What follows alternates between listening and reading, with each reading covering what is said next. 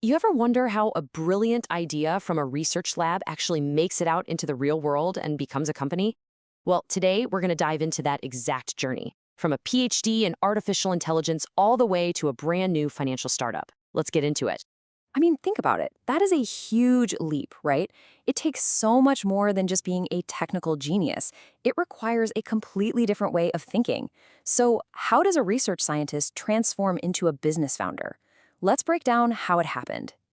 First things first, let's meet the brain behind this whole thing, Dr. Priyanthi Dasanayake.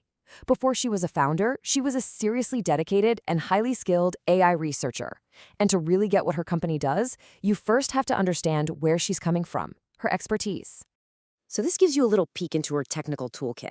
We're not just talking about a PhD in computer science, which is impressive enough. Her specialty is something called distributed autonomous edge analytics. Now, what does that even mean?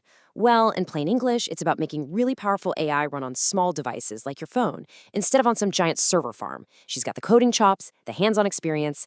This is deep, practical expertise we're talking about. Okay, don't let all the terms on this chart freak you out. You don't need to know what they all mean. The real point here is to get a feel for the world she was living in. Her entire research was a high-wire balancing act, constantly weighing these complex trade-offs.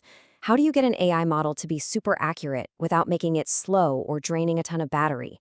Nailing that balance is what made her a true expert in her field. And then, the pivot. This is where the story takes a really interesting turn.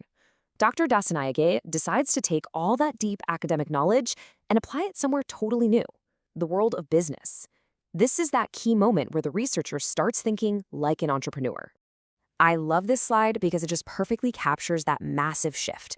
On the left, you've got the world of academic papers and pure research. And on the right, Kickoff in Business, a program literally designed to turn ideas into actual companies. You can see the leap she's taking right there. You know, it all starts with a simple question like this one, taken right from her business course workbook. This is the kind of stuff that forces that change in mindset. You stop thinking just about research problems and start thinking about your own motivation, about flexibility, and about the real why behind starting a business in the first place. Look, being a genius in AI doesn't mean you automatically know how to register a company or deal with taxes, right? So she went back to square one, learning the absolute fundamentals of running a business. Legal stuff, taxes, business plans, even how to use social media for marketing. This shows she was dead serious about making this idea work. All right, so she's got the AI expertise, she's got her new business skills, and ideas ready to become reality. Let's see how it all finally came together. And there it is, Zenfinvest. That's the name of her new venture. And look at that mission. It's so clear and incredibly bold. Risk-free portfolio management. Wow. I mean, in the world of finance, that is a huge promise to make. Let's dig into how she plans on delivering that. And here's the proof that it's official. This isn't just an idea on a slide deck anymore. You can see it right here in the registration details. Zenfinvest was officially incorporated on October 30th, 2024, with Dr. Dasanayake herself as the director. The company is real. Okay, so we've got an AI expert and we've got a new investment company.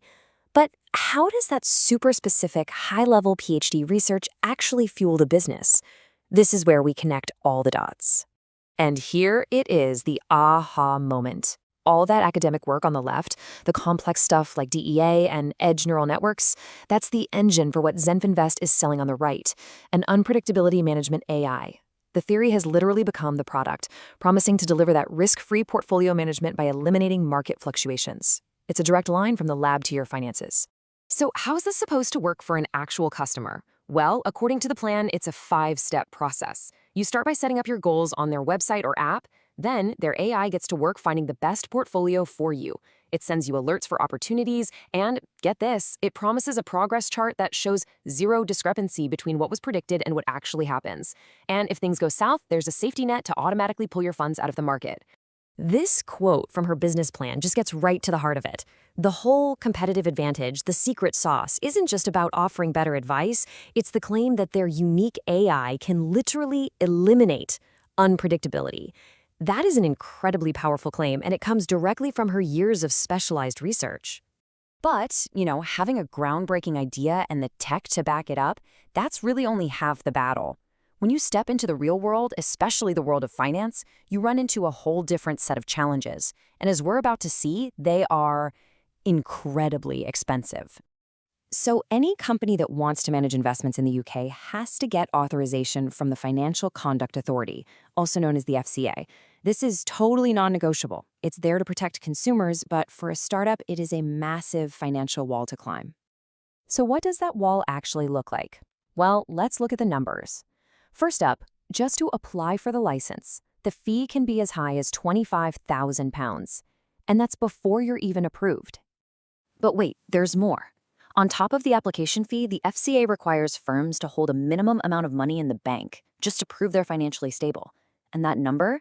It can go up to £630,000. And it doesn't stop once you're in business. Every single year, there are ongoing costs for compliance. Things like hiring the right people and running the right systems that can add another £50,000 to £100,000 to the bill. The price of innovation in finance is seriously, seriously steep. The journey of Zenfinvest really shows how one person's deep, almost hidden expertise can be turned into a potential solution for a huge problem that affects a lot of people. And it kind of makes you wonder, doesn't it? What other specialized knowledge is just sitting there in academic labs right now, waiting for that entrepreneurial spark to come along and solve one of tomorrow's biggest problems?